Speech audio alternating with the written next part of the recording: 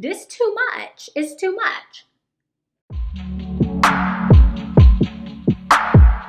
What up, loves? It's Naturally Be Nikki, and welcome back to my channel. Now, if you're new here, be sure to subscribe to the channel, and if you really want to get into it, be sure to visit my website, naturallybnicki.com. I do appreciate you.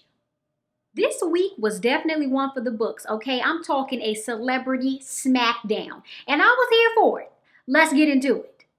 Nicki Minaj versus Safaree. Y'all, talk about a mess, okay? Just days after releasing her Queen album, Nicki Minaj decides she wants to go on her press run and talk about everything but her album. Nicki Minaj made it very clear in her interview with Funkmaster Flex at Hot 97 that she was pissed with Safaree and his claims that he helped her write her rhymes. From there, Safaree caught wind of what Nicki Minaj said in her interview, and then that led to a whole back and forth between the two of them on Twitter, okay? And in that back and forth, some of the highlights included Nicki Minaj dropping bread for Safaree's hairline, okay, which I will say was hilarious, with the pictures to prove it.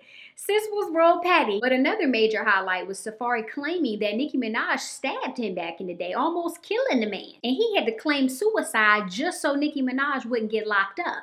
Now talk about some tea. This too much. It's too much.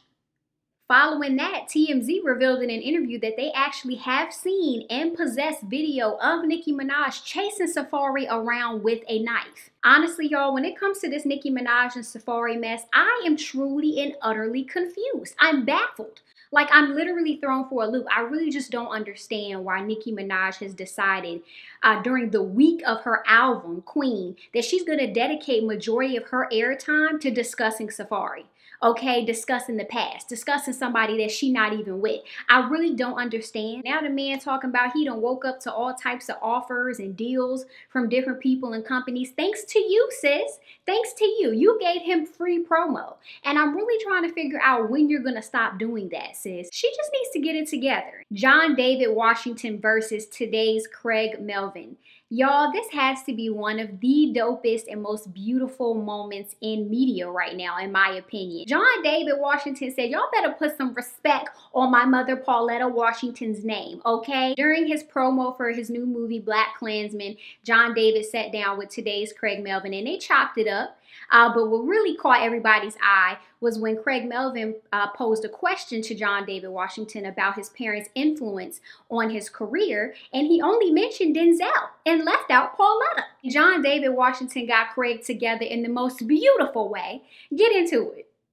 As you got started in this business, being the son of Denzel Washington was... And Pauletta Washington. And Paul, thank you. And who Pauletta was Washington. earning more money than he was when they married, before they got married. She was on Broadway working. She paid for the first date. She paid the bill, paid the cab ride.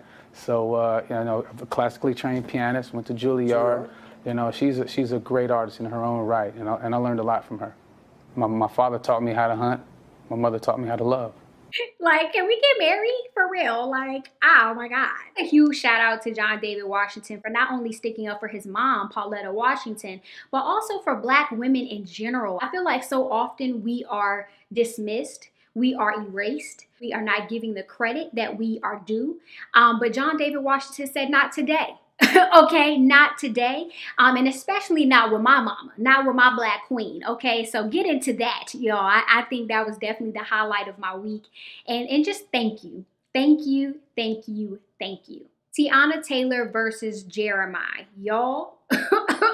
This was too much, okay? Teyana took to her Twitter to let fans know that she would not be returning to her joint later that night tour with Jeremih, okay? And she exposed all the tea, y'all. Exposed all of the tea. Teyana Taylor revealed that she's been busting her tail during this tour, which we all have seen, but she's not getting the credit that she deserves for it. Jeremih was getting treated way better than her, even though she was the one bringing in all the fans and selling out all the shows. She said that he was getting the bigger dressing rooms, he was allowed to close out all the shows in each city, and he was getting paid more than her.